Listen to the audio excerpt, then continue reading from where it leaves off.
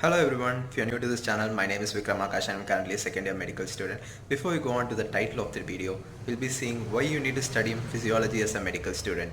So physiology is an important subject that forms your clinical basis for your first year. So as long as you are thorough with your physiology part, clinical life is going to be easy for you. So in this video, I'll be telling you how to study physiology more effectively so you could score marks and build your basics upon it. So let's get started. So coming to tip number 1, choosing the right book. There are actually three kinds of books: the teacher's choice, the student's choice, the book that everyone uses, and the exam based books. So teacher's choice of books are nothing but the books that is recommended by teachers, and these are the standard books that you need to study if you have a lot of time to study. So there are books such as Medical Physiology by Ganong and books like Guyton and Hall. These books help you to build your concepts more better, and these forms the basis that is needed for physiology more better. But these books are boring to read, and these don't have that much of diagrams and flowcharts that you need to study in physiology. Study these books only if you have a lot of time left. Don't use these books if you have a shorter time to study for exams. Go for the exam oriented books or the student's choice of books for study for exams. So coming to the next books that is on our list, these are the student's choice of books. These books are basically the books that everyone uses in the college. So these books like A.K. Jain, G.K. Paul, there are more books like this. I personally prefer A.K. Jain for this. A.K. Jain has more diagrams and descriptions and flowcharts, and better understanding is there in these. Since these are student friendly books, these are the books that you need to use to study for your exams. So these may help you to score better in your exams if you choose these student friendly books. So coming to the third choice of books that is on our list, these are the exam oriented books. These books are just basically the books that you need to prepare if you don't have any time, or you just take the book before the day of the exam, like most of the students do, and including me who has done it. These books are too addictive to study. If you start to read them, you will always choose it to compare to the other books. So don't choose those books, rather choose the student friendly ones or the standard books. If you don't have time and you really want to study and pass this exam, go for the exam oriented books. These books are like Sembulingam. It is one of the famous books that everyone uses. So coming to tip number 2, always prepare notes. So physiology is an easy subject that you could write notes on when you study.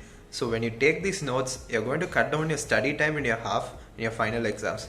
So when this study time is saved, you could focus it more on anatomy and biochemistry, which needs more time to practice, so you could score better in those exams and also in physiology. Always take notes for harder chapters or the chapters that you feel difficult and you might need to take notes. So when you study for the final exams, so these harder chapters are going to take more time for you to revise. So choose the notes and revise from it, and you will cut down the revision time by half. Use color pens and create as many as flowcharts as possible when you take notes. So coming to tip number 3, it is nothing but FDD. Flowcharts, diagrams and differences.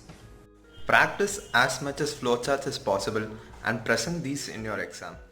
You're going to get better impressions from the examiner, and this may help you to score more marks in your exams. So diagrams and differences. So always practice diagrams, as these helps to build your concepts more better. So there are a lot of differences mentioned in small tabular columns that you need to always study, and most of the students neglect these tabular columns that are mentioned in the books.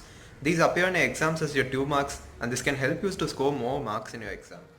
So coming to tip number 4, correlate your studies with your practicals. As physiology is nothing but the foundation and the basics of clinical studies, always make sure to study your practicals and your theory part always together.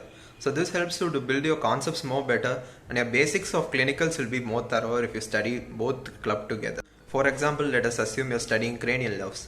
Always study it with your practical part, so if you remember the functions of the clinical aspects of the cranial nerves more better. So since cranial nerves is an important part, you could always club it together and study. So that brings us to tip number 5. Always correlate 2 chapters that are linked together and study them together. So let us say you want to study endocrinology. Always club it with the CNS part, so you could understand why in the first place the hormones are getting released and how the process is initiated. So when you come to the endocrinology part, it's going to be easier to understand and will help you to retain the memory longer. So that brings us to tip number 6. Always practice previous year papers. This is one of the important thing, and most students miss it. Always start practicing a previous year university question papers first rather than studying the subject itself fully. I have mentioned this in my previous video also. If you haven't watched it, please do watch it. So by doing this, at least you focus on your important questions, and since the subject is vast, you might not be able to finish your subject at the end of the year. So always begin with your important questions and then go for the full subjects if you have time. I hope this helps you to study physiology. I have made a similar video on how to study anatomy. If you haven't yet watched it, please do watch that video. Thank you for staying till the end. Please do subscribe if you haven't and like the video. I'll see you in the next video. Until then, bye.